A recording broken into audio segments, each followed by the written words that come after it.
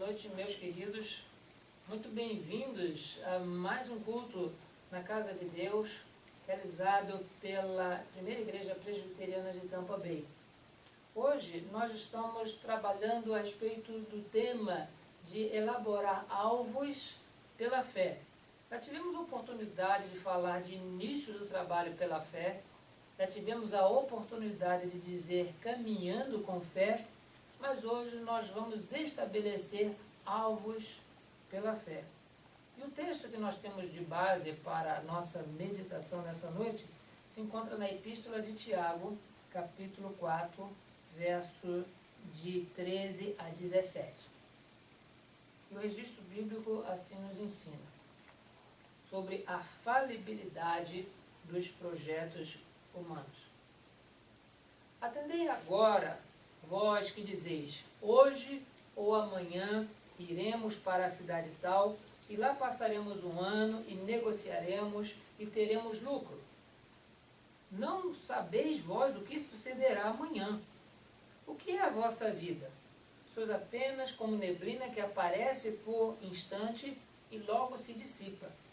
Em vez disso, devia dizer, se o Senhor quiser, não só viveremos, como também faremos isto ou aquilo. Agora, entretanto, vos jactais das vossas arrogantes pretensões. Toda jactância semelhante a esta é maligna. Portanto, aquele que sabe que deve fazer o bem e não faz, nisso está pecando. Todos nós, queridos, quando estamos para iniciar um curso, quando nós estamos para escolher uma profissão, muito antes disso nós planejamos. Ninguém sai na vida sem ter um alvo, um desejo.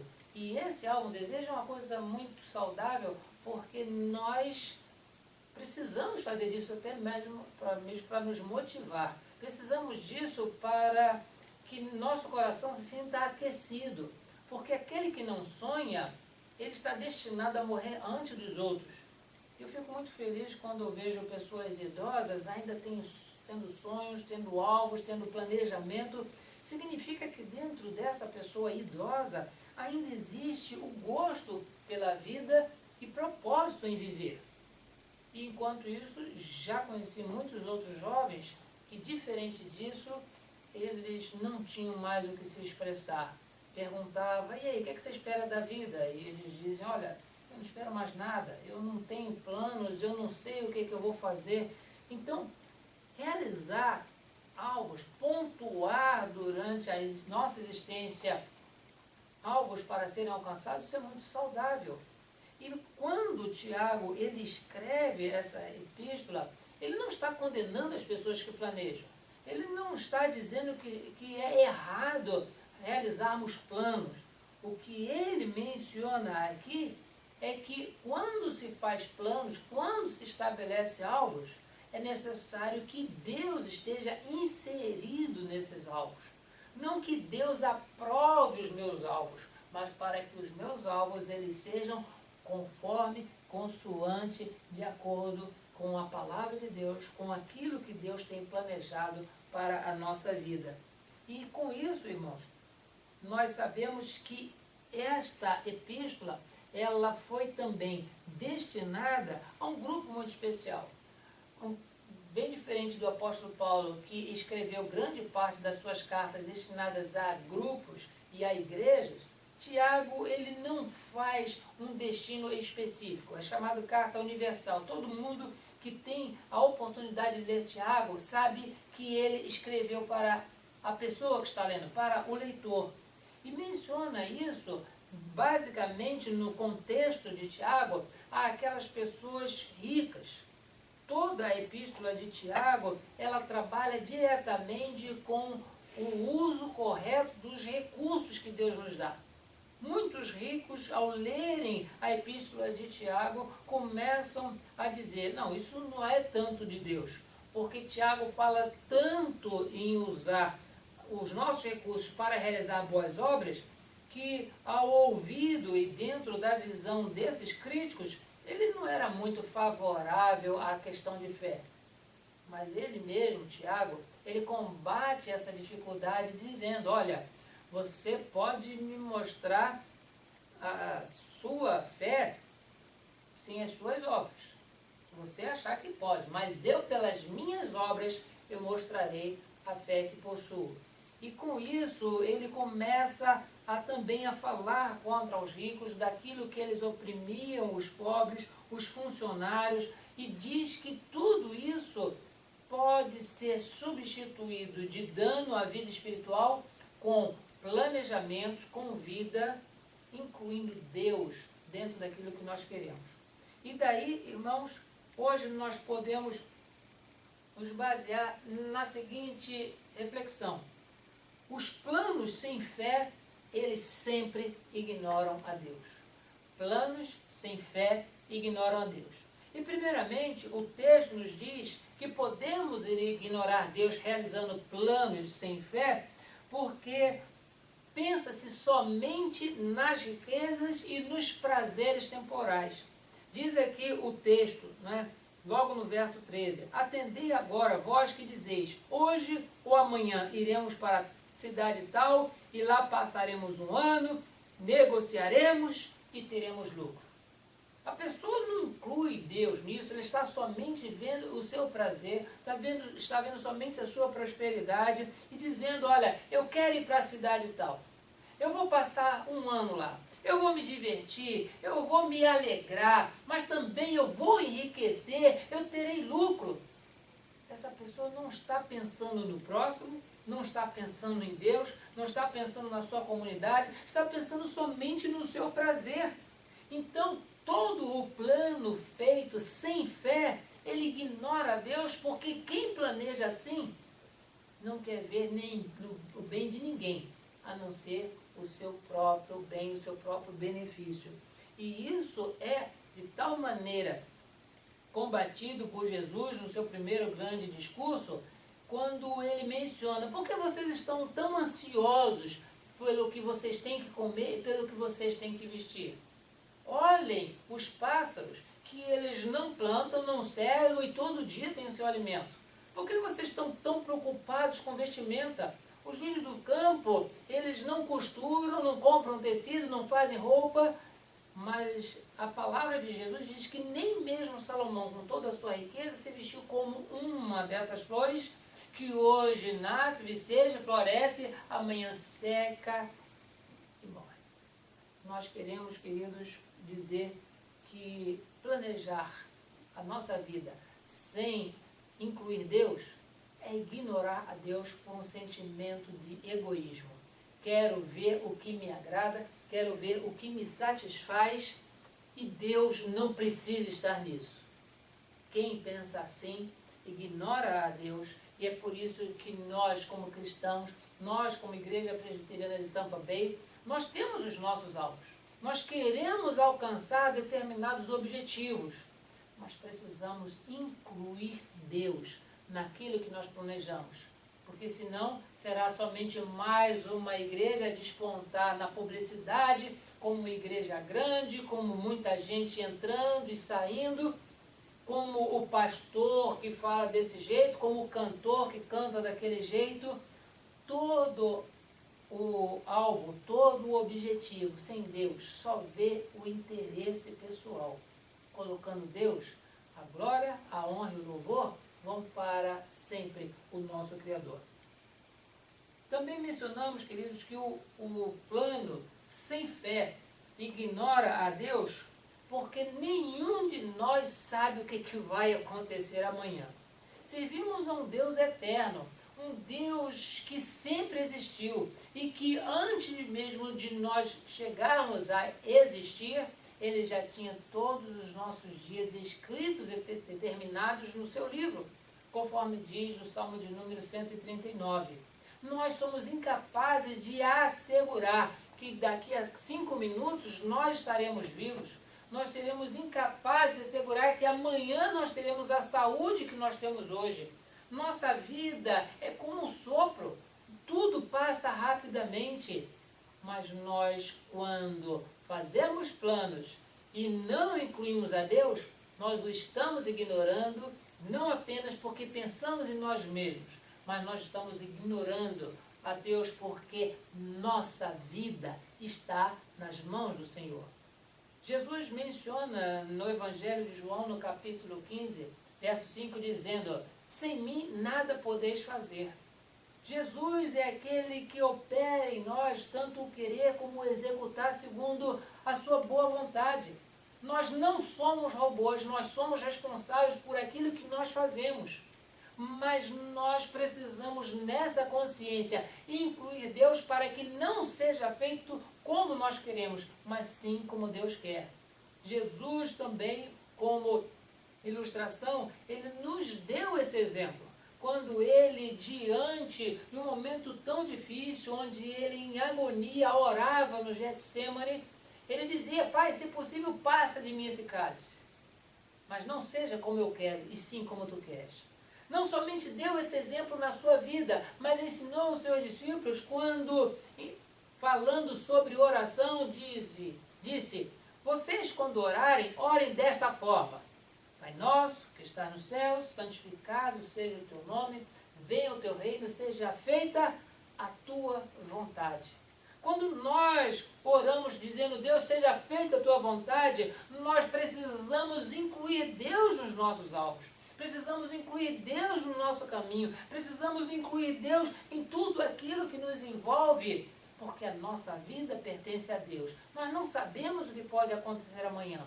Se eu fizer algo e de alguma forma eu não chegar a atingi-los, porque adoeci, porque mudei, porque inclusive Deus me chamou à sua presença, isso não invalida no meu coração o desejo de colocar o Senhor naquilo que eu estou pensando em fazer. Deus, Ele é Senhor, Deus é soberano e Ele nos dá a oportunidade de planejar, apenas dizendo: me inclua naquilo que você está querendo fazer, não me exclua dos seus estudos, não me exclua da sua escolha profissional, não me exclua na sua família, não me exclua no seu relacionamento, não me exclua nas suas conversas com seus amigos, mas o que você tiver de planejar, planeje incluindo a mim. É a única coisa que Deus pede, que esse texto nos ressalta aos olhos.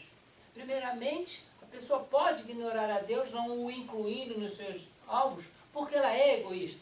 Mas ela também pode ignorar a Deus porque acha que vai viver a vida toda, vai fazer o que bem entender. E nos diz assim Tiago, no verso 14: vós não sabeis o que sucederá amanhã.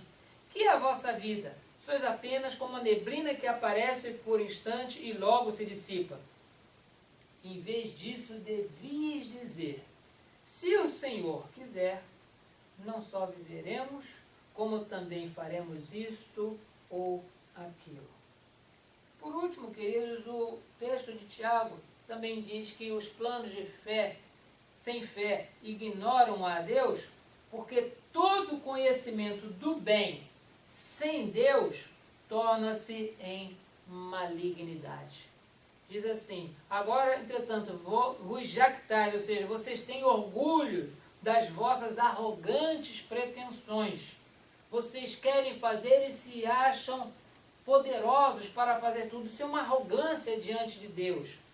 Todo orgulho, toda jactância semelhante a esta é maligna. Portanto, aquele que sabe que deve fazer o bem e não faz, nisso está pecando. Sim, queridos, todo conhecimento do bem sem Deus torna-se em malignidade. A pessoa pode ser boa, pode ser um bom vizinho, pode ser um bom marido, uma boa esposa, um bom filho, um bom pai. Mas a partir do momento que exclui Deus do seu trabalho, do seu lar, do seu relacionamento com o cônjuge, com os filhos ou com os seus pais, todo o bem que ele acha que está praticando, diante de Deus é malignidade, porque o Senhor foi ignorado. Não há como fazer o bem sem que inclua-se Deus no meio, porque toda a boa dádiva, todo dom perfeito, diz o próprio Tiago, vem do Pai das luzes, onde não há mudança nem sombra de variação. Quando nós pensamos em fazer o bem, ele só será bem se Deus estiver incluído. Fazer o bem sem Deus é malignidade. Fazer o bem sem procurar enaltecer a Deus, sem procurar agradar a Deus, sem procurar envolver Deus naquilo que está sendo feito, Deus não se agrada. Mesmo que isso seja uma prática de culto. O profeta Isaías, logo no capítulo 1 do seu livro, ele inicia de uma forma muito pesada, porque o povo, com todo aquele esquecimento, com toda aquela exclusão de Deus, ignoravam o Senhor por completo, mas estavam ligados à prática de culto. E diz o profeta Isaías que da palavra do Senhor veio a seguinte sentença: vocês que estão vindo até a minha casa, quem vos requereu pisar nos meus átrios? Quem foi que pediu isso para vocês? Porque vocês estão fazendo a guarda das luas novas, dos sábados, isso para mim é abominação. E a gente pergunta, olha, como é que pode o povo estar cultuando Deus e Deus está sentindo que aquilo ali é abominação, aquilo ali é malignidade? Porque eles estavam fazendo aquilo sem incluir a Deus. Estavam fazendo aquilo ali por um formalismo. Era um bem, mas sem Deus tornou-se algo que Deus estava desagradado. Aconteceu algo que Deus disse que é abominação. Não existe fazer o bem sem Deus. O evangelista João, já escrevendo a sua epístola, a primeira epístola, capítulo 4, verso 8, diz que Deus é amor. Imaginemos alguém fazer algo que acha que é um bem, mas não incluir Deus, que é amor, nesse seu ato. O apóstolo João diz, olha, se Deus é amor, qualquer coisa que você faça por amor tem que ter Deus. O apóstolo Paulo, que não era, de repente, não existe nenhum registro bíblico dizendo que ele encontrou com João, mas ele escreve assim na Epístola aos Coríntios, capítulo 13. Olha, se eu desse o meu próprio corpo para ser queimado, se eu desse todos os meus bens aos pobres, se eu fizesse todo tipo de caridade, mas se não tivesse amor, isso de nada valeria. Porque se Deus é amor, no coração da pessoa que faz essa caridade, aquilo dali prospera e torna-se um bem. Sem Deus, tudo que se faz é malignidade. E nós conhecemos muito boas pessoas. De repente você pode ter um vizinho bom, de repente você pode ter um amigo de trabalho excelente, você pode ter um amigo do peito que você diz, olha, essa pessoa, eu faço por ela qualquer coisa. Mas se essa pessoa tão boa que é, se ela ignorar Deus na sua vida e nos seus atos, diante de Deus, o que ele faz de bem é malignidade. Não é por outro motivo que Jesus registra no Evangelho de Mateus, no capítulo 24, dizendo que naquele dia do grande julgamento, quando Deus chamar a todas as pessoas para prestar conta, haverá muitos que diante do Senhor dirá, olha, mas em teu nome eu fiz esse bem, mas em teu nome eu fiz aquele bem.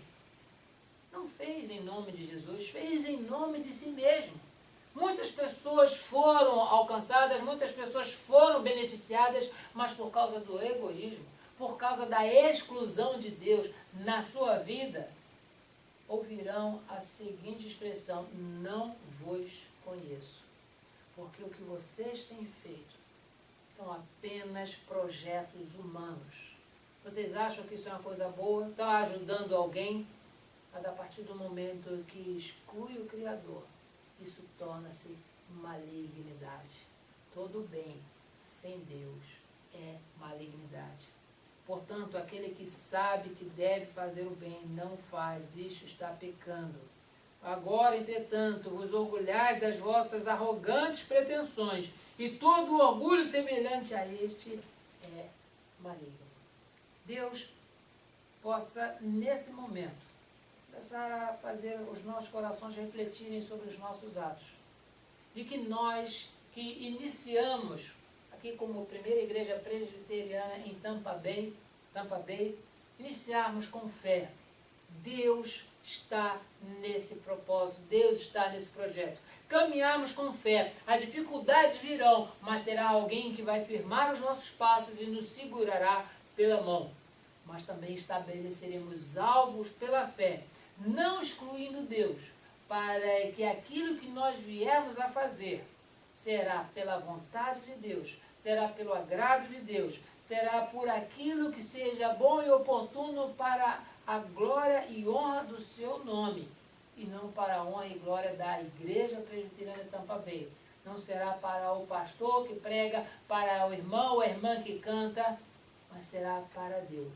Por isso, nessa oportunidade, nós vamos orar, colocar diante do Senhor as nossas vidas, para que Ele retire toda essa malignidade de pretensão de excluir Deus da nossa vida, dos nossos alvos.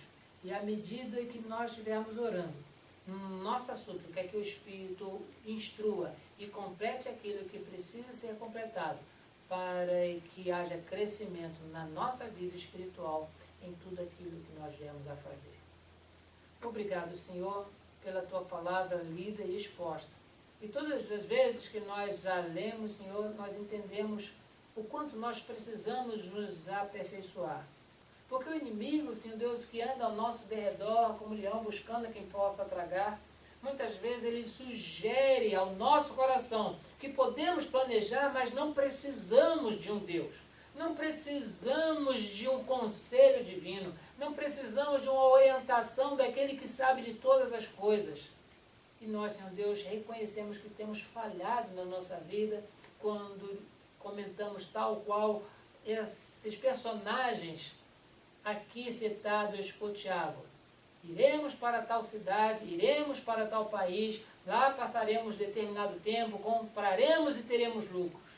Senhor Deus, muitas vezes as nossas escolhas e alvos têm sido fruto do nosso próprio egoísmo. Perdoa isso, Senhor. Da mesma forma como nós, Senhor Deus, dentro daquilo que o nosso coração muitas vezes tenta te excluir, nós esquecemos que nós sentindo nada somos. Sem nós nada podemos fazer, não podemos sequer garantir que haverá mais um culto desta igreja, Senhor, para pregar não somente as boas novas do Evangelho, mas para a edificação daqueles que já professam a sua fé em Jesus Cristo. Perdoa, Senhor Deus, se nós temos negligenciado incluir a Ti no nosso planejamento, no nosso egoísmo, e principalmente, Senhor Deus, esquecer de que nós não somos super-homens, super-mulheres ou super-humanos. Nós somos falhos, somos pecadores, e sem Ti, Senhor Deus, ao nosso favor, há muito nós já teríamos sido extirpados, eliminados dessa existência. Consumidos, sim, Senhor Deus, pela Tua ira, porque o nosso comportamento, as nossas iniquidades, elas não encontram comunhão contigo.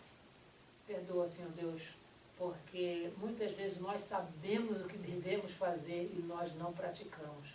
E aquele que sabe fazer o bem não faz, diz o texto, comete pecado, e nós temos cometido pecado diante de Ti. Perdoa as nossas falhas, perdoa, Senhor Deus, a forma arrogante quando nós achamos que estamos fazendo a coisa certa e boa, mas sem incluir a Ti nesse nosso alvo, nesse nosso planejamento. Perdoa, Senhor Deus, assim as nossas falhas e alimenta-nos sempre da Tua palavra. Que seja o Teu Espírito Santo, Senhor, a nos orientar para aquilo que nós devemos falar, daquilo que nós devemos pensar, daquilo que nós devemos fazer, para que toda a honra, toda a glória e todo o louvor seja dado somente a Ti. Oramos assim, no nome do Teu Filho Jesus Cristo, o nosso Salvador. Amém.